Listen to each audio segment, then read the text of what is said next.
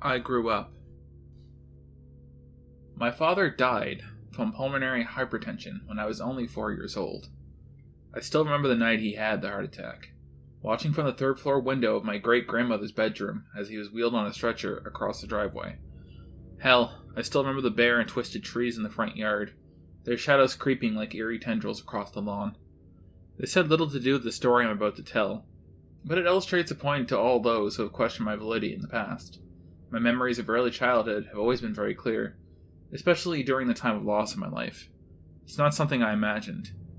This is not a memory that is vague to me. If I can remember that fateful night, I am sure that I am remembering this perfectly.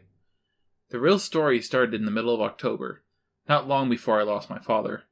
Halloween was my favorite day of the year, and the entire month leading up to it was always a time of excitement.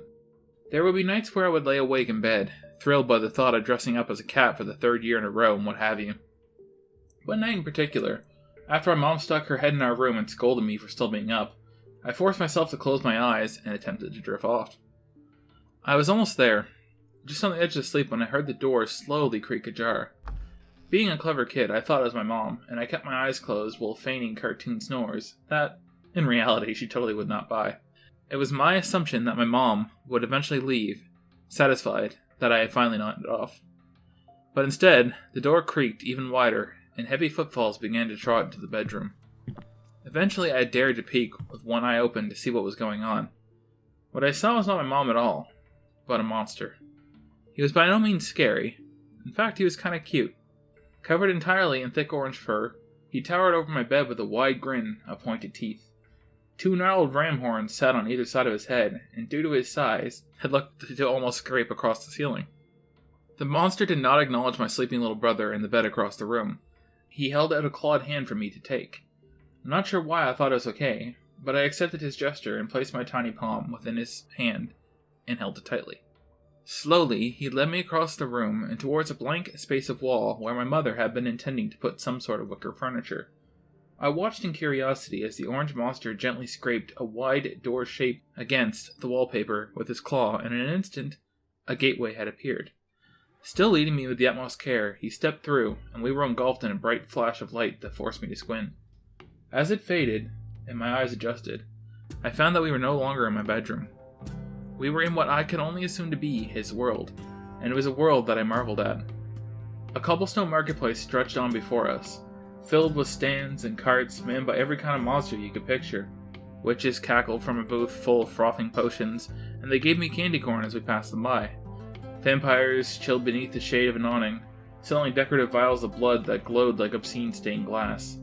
There were werewolves, skeletons, mummies, and so much more, all of them busy preparing for Halloween, and all of them very friendly. Making our way towards the market seemed to take hours, but it eventually led out into a wide open park filled with trees, and another glimmering gateway at its entrance. My monster guided me there, and after exchanging a warm embrace, he ushered me through the gates and gave me a cheerful wave goodbye. And then I woke up in my bed. My brother was still sleeping soundly across the room, and the blank wall was back to being blank. During breakfast, I told my family the wild tale. My mom reacted the way you'd expect the mother of a 4-year-old to react to some made-up story. My dad just smiled weakly. It was a dream, and I figured that was the end of it. It had been such an exciting one. I wished I could have had it all over again. 1 year later, my dream came true. It was the middle of October again, and though it was still an exciting time, I no longer had trouble sleeping. But once again, one night I awoke to the creak of my bedroom door, and I opened my eyes to see my orange monster shuffling into the bedroom with a sheepish smile. I sprang out of bed to meet him, and yet again he drew the doorway on the wall with his claw and took me to his world. Everyone was excited to see me, and all of them remembered my name. The witches gave me candy again, the vampires hissed hello. It went the same way as the last dream, winding through the busy marketplace, until we reached the gates at the park and bid each other farewell. The next year, I had the dream again, and the year after that again. It had started to become a yearly Halloween tradition that only I knew about. It wasn't until I was 11 that my dreams began to change. That year, none of the monsters in the marketplace seemed happy to see me. They gave me and my orange monster stern looks as we passed, whispering in hushed voices that I could not understand. There was no candy for me, no greetings, no smiles. It was an unnerving trip, and I think that my monster knew this, for he began to pick up his pace and was quick to lead me to the park. When I was 13, the marketplace became a hostile environment. All the kind creatures I had come to know for almost a decade shouted in harsh voices. They pointed with bony fingers, spitting angrily and ordering for us to leave. For the first time, my monster actually picked me up and carried me through, not stopping until I was safely at the gateway. I was 16 when the dreams finally became nightmares. My monster had come for me, like he always did every year, but something about him was different. His plush orange fur had grown thin and wispy, and his ram horns had various chips and cracks in them. He still held out his hand and took me to the doorway, but that was a great mistake. We were chased through the market, bitten and clawed, slashed at. My ears were filled with whispers loud enough to drown in, but nobody's mouths were moving, and it almost seemed like they were being spoken in tongues. It was too big for my monster to carry, but I let him pull me along through the park. The other creatures followed us all the way to the gateway, not leaving any time to say goodbyes. I was shoved through, and I woke up drenched in sweat in my bedroom. 17, my monster was a shadow of what he once was when he came to collect me. There was no chasing in this dream, no sense of imminent danger. There was, however, a massive dread that hung over us as we ambled through the cobblestone marketplace. The creatures stopped still at their booths, black holes in place of their eyes and mouths. They turned and stared at us as we passed, though they were otherwise motionless.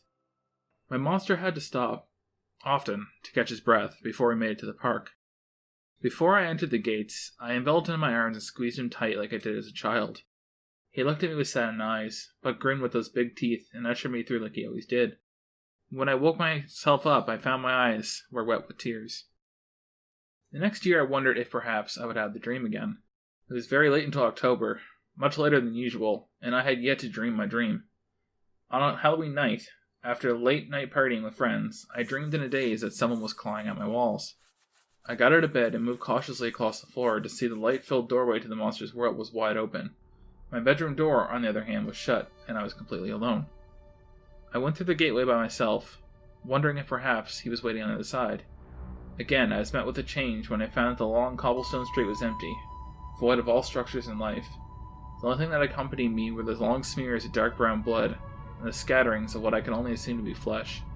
There was a horrible rotting smell that made me cover my nose with the collar of my pajamas, and forced me to make the familiar walk with trembling legs. For hours I walked, my bare feet slipping in blood and gore, staining my toes and making me shudder. I called out, but was only met with the sounds of the wind whistling through the streets. As the marketplace ended and gave birth to the park, I came to a halt and my stomach churned violently. There were corpses in my path now, of the witches, the vampires, the werewolves, and the monsters. They were mangled, horribly disfigured and discarded into piles carelessly. No longer were they eyeless or cruel-looking, but the friendly creatures I'd imagined when I was very young. I was slipping through more blood, more flesh, and now dodging bodies, and bloody bits of candy underfoot. Straight ahead was the gates of the park, and standing before them was a familiar sight. The recognizable shape of the monster was waiting for me, but his back was turned. His fur was also very patchy, I noticed, revealing a muscular gray body that bulged and twitched with veins. The closer I drew, the better I could hear his deep rasping breaths. He did not turn to face me, but instead seemed hunched over something. My foot connected with a limb, and I tripped, yelping in surprise. The voice that came from my mouth was higher, though, sounding much younger than that of my 18-year-old voice. The sudden cry made my monster freeze, and slowly, he turned to face me. In his claws, he held the dismantled remains of some sort of corpse. Its stinking brown blood stained its fur. When he saw me, he grinned, with a new set of razor-sharp teeth. The smell of decay breezed at his mouth, and I found myself gawking at the bits of flesh that dangled from between his fangs. I was a child then, drowning in my adult pajamas and feeling my eyes well up with tears. I stumbled back to put space between us and choked back a tiny sob when he reached out for my hand. "Why?" I pleaded, overtaken with fears, as he drew up to a much higher height and loomed over me. "Because," he answered. It was the first time I heard his voice, yet I knew he did not sound that way. He spoke in a low rumble, wrong and inhuman like something ancient not of our world.